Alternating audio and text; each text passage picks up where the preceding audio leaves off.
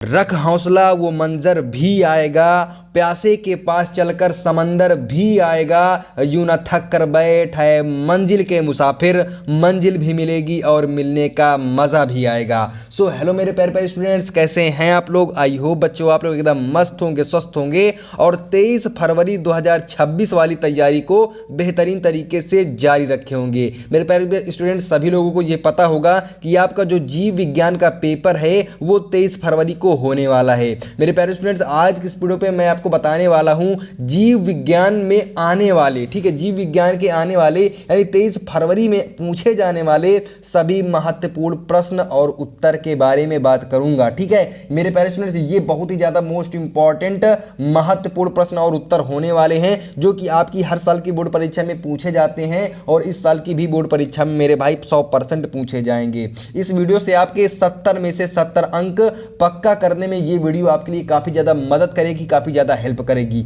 तो आप लोग बिल्कुल भी एक भी क्वेश्चन को मिस मत करिएगा और अपनी मोस्ट इंपॉर्टेंट की फेयर को बना लीजिएगा, क्योंकि मेरे प्यारे स्टूडेंट्स अंतिम 30 दिन बचे हैं और अंतिम 30 दिन में ही आप लोगों को मेरे भाई चौका मारना है। ठीक है, अंतिम 30 दिन में आप लोग चौका मार दीजिए। जो कह रहे थे इससे नहीं होगा तो मेरे भाई आप लोग उनको करके दिखा दीजिए। ठीक है मेरे भाई, मैं आपको बिल्कुल दावे के साथ कह सकता हूं कि आपका जो पूरा का पूरा पेपर है वो यहीं से आएगा, तो 100% यहीं से आएगा। ठीक है, तो चलिए देखते हैं कौन कौन से वो मोस्ट इंपॉर्टेंट प्रश्न जो कि आपके 23 फरवरी के बोर्ड परीक्षा में मेरे भाई पूछे जाने वाले हैं। ठीक है, तो सबसे पहला हमारा प्रश्न ये मेरे भाई आ जाता है, बहुत ही ज़्यादा मोस्ट इंपॉर्टेंट प्रश्न है और बहुत ही ज़्यादा आसान प्रश्न है। ठीक है, देखो आप लोग लिख सकते हैं मोस्ट इंपॉर्टेंट, यानी कि बहुत ज़्यादा मोस्ट इंपॉर्टेंट। तो आप लोग इसको अपने बोर्ड परीक्षा की जो आप लोग मोस्ट इंपॉर्टेंट के फेयर बना रहे हैं उस पर आप लोग इसको जरूर से जरूर मेंशन कर दीजिएगा। हमारा प्रश्न इस प्रकार से पूछा जाएगा आपकी बोर्ड परीक्षा की कॉपी पे, लघु बीजाणु धानी की सबसे भीतरी परत क्या कहलाती है,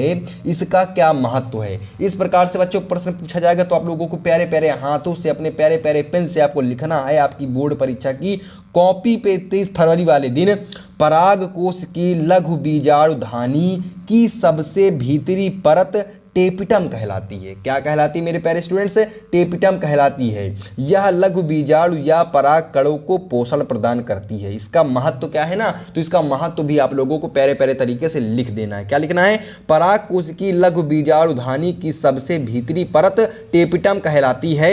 यह लघु बीजाणु या पराग कणों को पोषण प्रदान करती है। इस प्रकार से मेरे भाई इसको लिख देना है। ठीक है, आई होप आप लोगों को पहला प्रश्न एकदम बहुत ही अच्छे तरीके से आपकी बोर्ड दिमाग में घुस गया होगा। अगला मोस्ट इंपॉर्टेंट देखते हैं मेरे भाई, अगला मोस्ट इंपॉर्टेंट क्या कह रहा है। ये भी वेरी वेरी इंपॉर्टेंट प्रश्न है। कौन सा है? वेरी वेरी इंपॉर्टेंट प्रश्न है। कह रहा है पॉलीगोनम प्रकार के भ्रूण कोश में कितने केंद्रक उपस्थित होते हैं। तो आपको बहुत ही प्यारे प्यारे तरीके से लिख देना है, पॉलीगोनम प्रकार का भ्रूण कोश 7 कोशिकीय एवं 8 केंद्रकीय होता है। क्या होता है? पॉलीगोनम प्रकार का भ्रूण कोश 7 कोशिकीय एवं 8 केंद्रकीय होता है। बस इस प्रकार से आपको लिख देना है।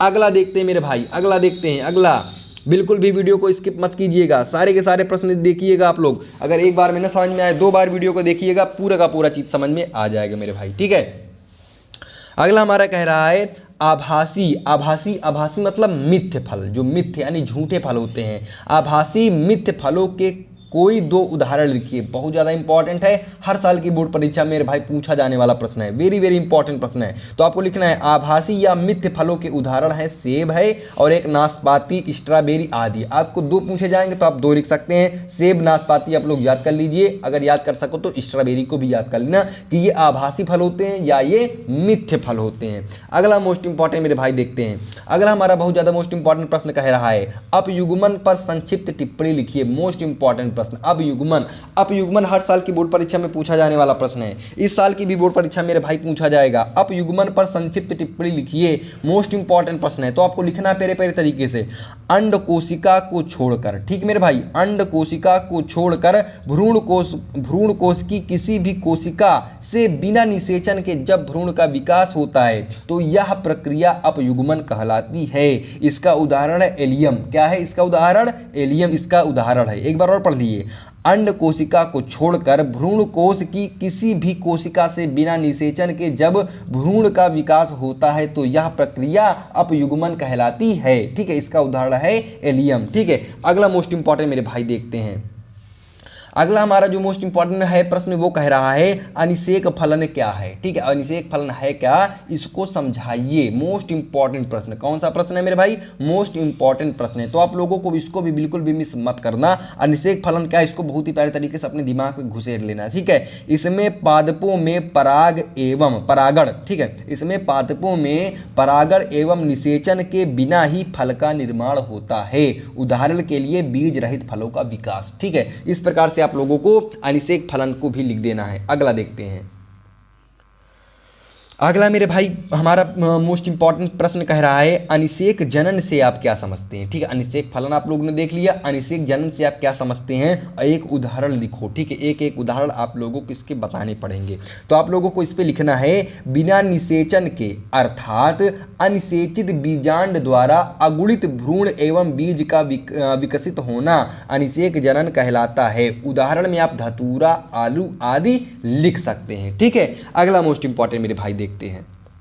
अगला हमारा प्रश्न कह रहा है सरटोली कोशिकाओं पर संक्षिप्त टिप्पणी लिखिए। या सरटोली कोशिकाएं क्या होती हैं, सरटोली कोशिकाओं के बारे में आप क्या जानते हैं, क्या समझते हैं। ठीक है, वेरी इंपॉर्टेंट है, तो आप लोग इसको भी बिल्कुल भी मिस मत करना और इसको अपने बोस्ट मार्क फेयर में लिख देना या तो सीधा डायरेक्ट अपने दिमाग पे उतारते चलना। ठीक है, इस सरटोली कोशिकाओं पर संक्षिप्त टिप्पणी लिखने में। तो देखो, वृषण की शुक्र नलिकाओं में उपस्थित अवलंबन कोशिकाएं, वृषण की शुक्र नलिकाओं में उपस्थित अवलंबन कोशिकाएं या सरटोली कोशिकाएं परिवर्धनशील शुक्राणु कोशिकाओं को पोषण, अवलंबन, सुरक्षा व ऑक्सीजन प्रदान करती हैं। ठीक है, इस प्रकार से आपको लिख देना है। क्या लिखना है, वृषण की शुक्र नलिकाओं में उपस्थित अवलंबन कोशिकाएं या सरटोली कोशिकाएं परिवर्धनशील शुक्राणु कोशिकाओं को पोषण प्रदान करती हैं, पोषण, अवलंबन, सुरक्षा व ऑक्सीजन प्रदान करती हैं। ठीक है, इस प्रकार से आप लोगों को सरटोली कोशिकाओं पर संक्षिप्त टिप्पणी लिख देना है।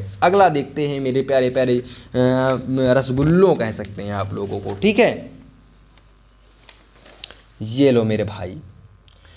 अगला हमारा प्रश्न कह रहा है अग्रपीयूष ग्रंथि द्वारा स्रावित 2 ग्रेनेडोट्रोपिन हार्मोनों के नाम लिखिए। वेरी मोस्ट इंपॉर्टेंट है, तो आप लोग LH FSH इनको दोनों को याद कर सकते हैं। ठीक है, ल्यूटिनाइजिंग हार्मोन या फॉलिकल स्टिमुलेटिंग हार्मोन। ठीक है, इसको आप लोग याद कर सकते हैं। अगला FSH LHH आप लोग लिख सकते हैं, ये टिक द करेक्ट ऑप्शन में भी मेरे भाई पूछा जाता है। ठीक है, अगला मोस्ट इंपॉर्टेंट देखते हैं।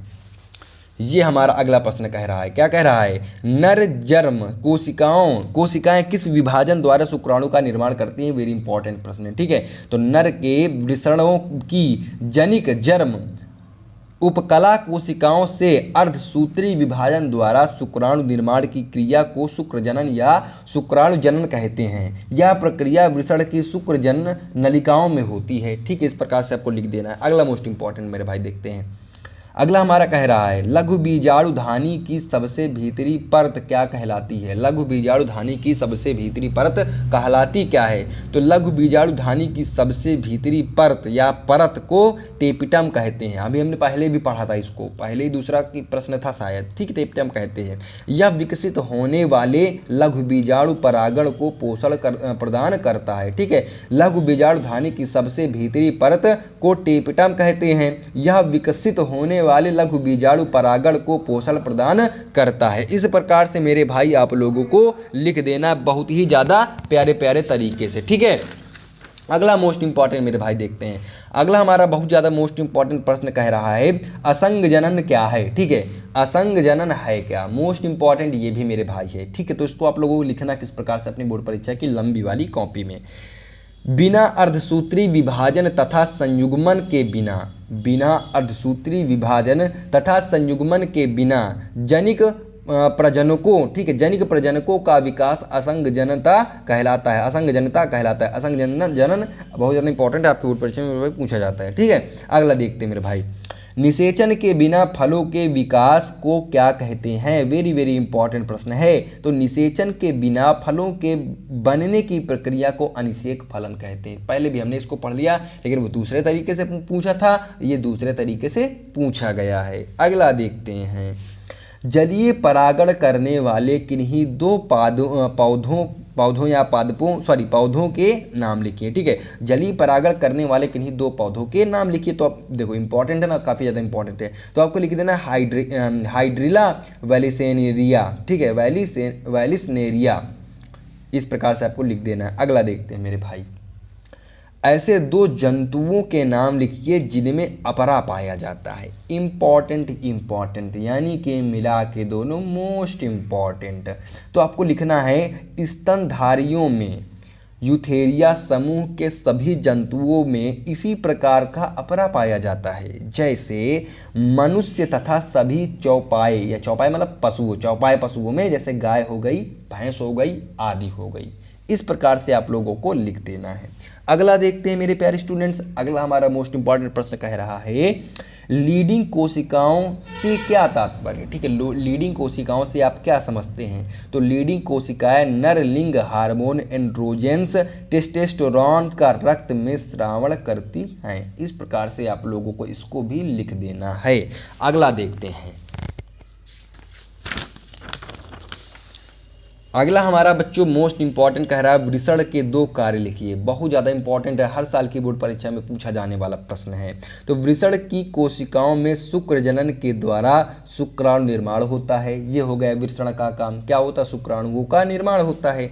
वृषण की लीडिंग कोशिकाओं नर हार्मोन टेस्टोस्टेरोन का श्रावण करती हैं, जो द्वितीयक लैंगिक लक्षणों में के विकास में सहायक होता है। तो इस प्रकार से आप लोगों को वृषण के 2 कार्य बहुत ही प्यारे प्यारे तरीके से लिख देना है। अगला इंपॉर्टेंट देखते हैं मेरे भाई, अगला हमारा मोस्ट इंपॉर्टेंट कह रहा है संक्रामक रोग पर टिप्पणी लिखिए। संक्रमण रोग क्या है, इस पर आपको संक्षिप्त टिप्पणी लिख देना है। इंपॉर्टेंट है तो बिल्कुल भी मिस मत करना है, इसको भी आप लोग बहुत ही प्यारे तरीके से अपने दिमाग में बैठा लीजिए।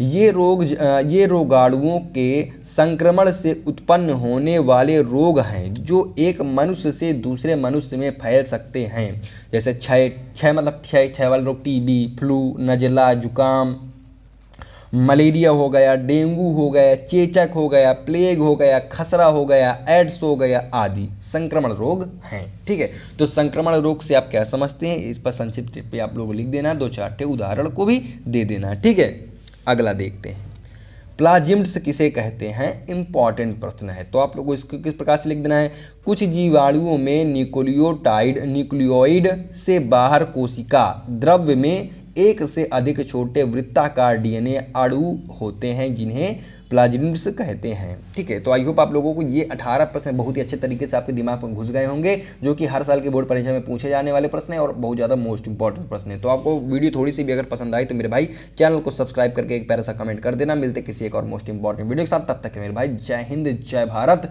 इनकलाब जिंदाबाद।